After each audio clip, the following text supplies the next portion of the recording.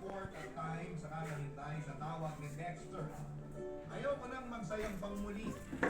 Charge to experience na lang, sabi nga ng nabasa kong post ng isang sikat na vlogger na pinafollow ko. Baka naman may susunod pa rin sa akin, Papa Lilo. Naisip ko na nagdedelo ako. Baka meron pang isang marong number at yun na ang forever ko. Sa mga sumunod na araw ay hindi na ako umasa pa sa tawag ni Dexter. Hindi na rin ako nagbantay sa telepono. Nagbalik loob na ako sa pagsasayaw at pagkanta ng mga trending sa social media. Kahit pa paano ay nakalimutan ko na nga si Dexter. Hanggang isang hapon, pagka-uwi ko ay may inabot na papel si Mama sa akin. Sa pagtingin ko ay number yun ni Dexter. Ang akala ko ay pinaprank lang ako ni Mama.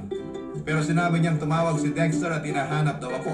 At binigay na lang nito ang number niya para tawagan ko siya kapag nakauwi na ako from school.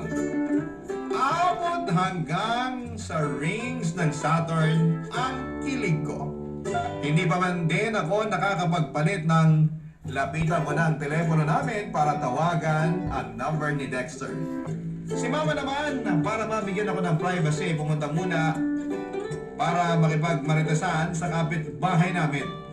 Nakatatlong ring ang telepono ni Dexter bago niya yon sinagot. Kumabog ng malakas ang dibdib ko, kakaibang kilig yun. Papadulot.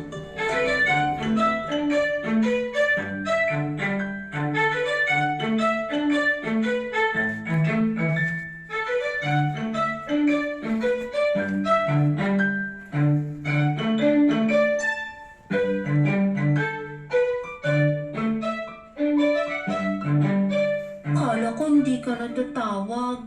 Parang inaabangan mo ang tawag ko ah. Hindi ah. Okay lang. Sinumbong ka na ng mama mo sa akin. Akala raw niya hindi na ako tatawag sa'yo.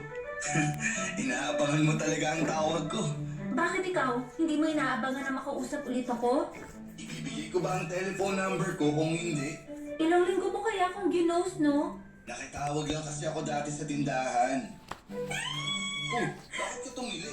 Alam mo ba, si mama ko nakikitawag lang din sa telepono ng tindahan dati para lang makausap si Papa. Sabi niya, 5 pesos per 3 minutes ang bayaran. Ang galing